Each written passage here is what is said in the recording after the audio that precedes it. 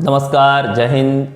आज का जो टॉपिक्स है, ये टॉपिक्स हमारा जो है सोमनाथ के इतिहास की सबसे बड़ी लूट से संबंधित है। तो हम लोग आज इस टॉपिक्स में समझेंगे कि कैसे जो है सोमनाथ मंदिर को लूटा और तोड़ा गया था और इसे कितने सारे संपत्ति को जो है आपको जो है अर्जित किए गए थे। तो चलिए हम लोग सब प्रकाश डालते हैं। तो सबसे पहले हम लोग बात कर लेते हैं सोमनाथ के मंदिर की लूट के बारे में। तो इसे जो है हम ऑलरेडी पहले से भी जानते हैं कि जो सोमनाथ का जो लूट का जो इतिहास है वह दुनिया के बहुत सारे पुस्तकालयों में उसकी जो है कहानी जो है भरी पड़ी है। 12 सितंबर 2024 की है। महमूद गजनवी गजनी से चला, जिसका लक्ष्य था गुजरात में स्थित सोमनाथ मंदिर को लूटना और तोड़ना।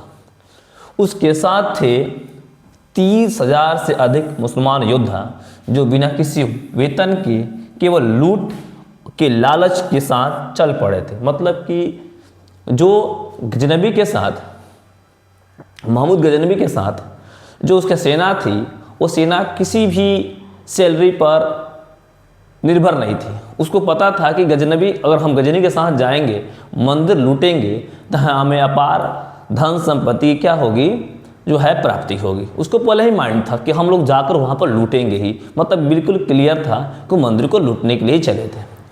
इतिहास के पन्ने में ये भी लिखा हुआ है कि जब वहाँ सोमनाथ मंदिर जब पहुँचता है तो वहाँ पर जो है वहाँ के जो राजा होते हैं वो युद्ध लड़ते हैं और वहाँ के जो मंदिर के जो देख रेख करने वाले होते हैं 50,000 से ज़्यादा ब्राह्मण जो होते हैं उनको क्या करता है, को कत्ल कर देता है। और जो शिवलिंग है, माँ शिव जी का जो शिवलिंग होता है, उसको तीन भागों में तोड़ देता है, उसे खंडित कर देता है।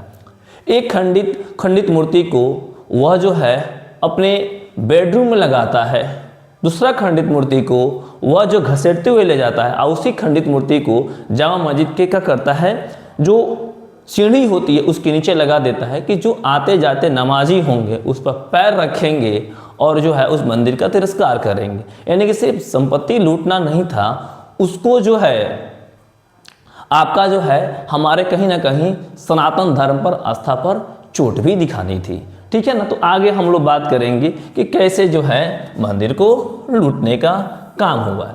सोमनाथ मंदिर वैभव, श्रद्धा और सनातन गौरव का एक प्रतीक है। वहां पहुंचकर महमूद गजनी की सेना ने जो किया वो भारत के धार्मिक इतिहास पर क्रूरतम लूट और विध्वंस की कालिमा बनकर चिपक गया। मंदिर को तोड़ते समय उसे जो मिला वो यहाँ पर क्या है अंकित, तो छोटा सा पॉइंट दे रखा है, इससे भी बहुत सारा जो है चीज़ को वर्णित किया गया है। हजारों की संख्या में सोना और चांदी गढ़ी हुई विशाल मूर्तियाँ, विशाल स्वर्ण घंटा जो 8,000 किलो सोने की चेन से लटका था, अनेक घंटे, स्वर्णमालाएं, रत्न जड़ित मूर्तियाँ और अमूल्य हीरे थे। महमूद को यहाँ से जितना धन मिला किसी भी मुसलमान या इस्लामी शाही खजाने में पहले कभी नहीं देखा गया था, उतना संपत्ति उसको जो है आपका जो है सोमनाथ मंदिर से प्राप्त हुई थी।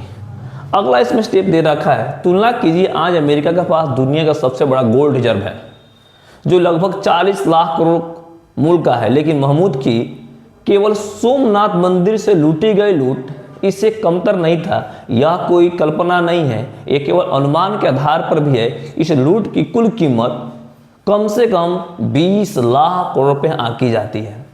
याद रहे 2013 में केरल के पद्मनाभ स्वामी मंदिर में कि केवल एक तहखाना से मिली एक विष्णु प्रतिमा के आधार पर उसकी अनुमानित संपत्ति 1 लाख करोड़ रुपया आंकी गई थी। सोमनाथ में तो हजारों की संख्या में बड़ी बड़ी स्वर्ण और रजत मूर्तियाँ, विशाल घंटियाँ, हीरे जवाहरात सब कुछ मिला था, जो इसका जो है उदाहरण है। ठीक है, जो बिल्कुल फैक्ट है। मतलब कि हम ये समझ लें कि एक जो है आपका जो पद्मनाभ स्वामी मंदिर में जब भगवान का उतना बड़ा जो है सोने का मूर्ति मिलती है, उसके अनुपात में जो हमारा सोमनाथ मंदिर है उसमें कई हजार जो है स्वर्ण की मूर्तियाँ थी। इसके से हम अनुमान लगा सकते हैं कि दुनिया का हम कह सकते हैं कि सबसे बड़ा मंदिर की लूट की घटना है, जो कि 2000 आपके जो है 1027 ईस्वी में इसको लूट के अंजाम दिया गया था। सोमनाथ की लूट इतिहास में दर्ज दुनिया का सबसे बड़ी प्रमाणित लूट मानी जाती है। इसी घटना ने मोहम्मद गजनवी को इतिहास का सबसे बड़ा मंदिर लुटेरा बना दिया। उसका लालच यही नहीं था, उसने तानहेसर जैसे धनडाय मंदिर को लूटकर ध्वस्त कर दिया था। कुल मिलाकर उसने भारत पर लगभग 17 बड़े हमले किए।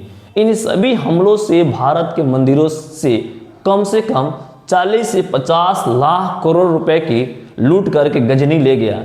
अगर हम सोचें तो यह धन भारत में लगा होता तो हमारा देश आज विश्व गुरु ही नहीं विश्व शक्ति होता। कि दुर्भाग्य देखिए, लूटने वाला याद किया जाता है कि गजनी का सुल्तान कहकर, और जिस राष्ट्र को लूटा गया वो अपने इतिहास की सबसे बड़ी लूट पर चुप्पी साधे बैठे हुए। यानी कि अगर हम लोग इतिहास से समझ लें, सीख लें कि अगर हमेशा हम लोग देखते रहते हैं कि आज भी भारत में छोटे बड़े मंदिर में कहीं ना कहीं लूट की चोरी घटनाएं होती रहती है। और मैंने कई बार जो अपने वीडियो के माध्यम से कहे हैं कि सरकार को जो है, जो मंदिरों के लूट की जो कहानी कंटिन्यू सतत रूप से चलती रही है, अगर इसे ऐसा कानून बनाया जाए कि मंदिरों की लूट का हो जाए, रुक जाए, तो हमारा राष्ट्र विश्व गुरु और विश्व शक्ति के रूप में उभर के सामने आएगा। क्योंकि हम जानते हैं कि जो हमारे मंदिर होती है वो सिर्फ आस्था का केंद्र नहीं होता है, हमारी संस्कृति, हमारी कला, हमारी शौर्य की क्या होती है, प्रतीक होती है।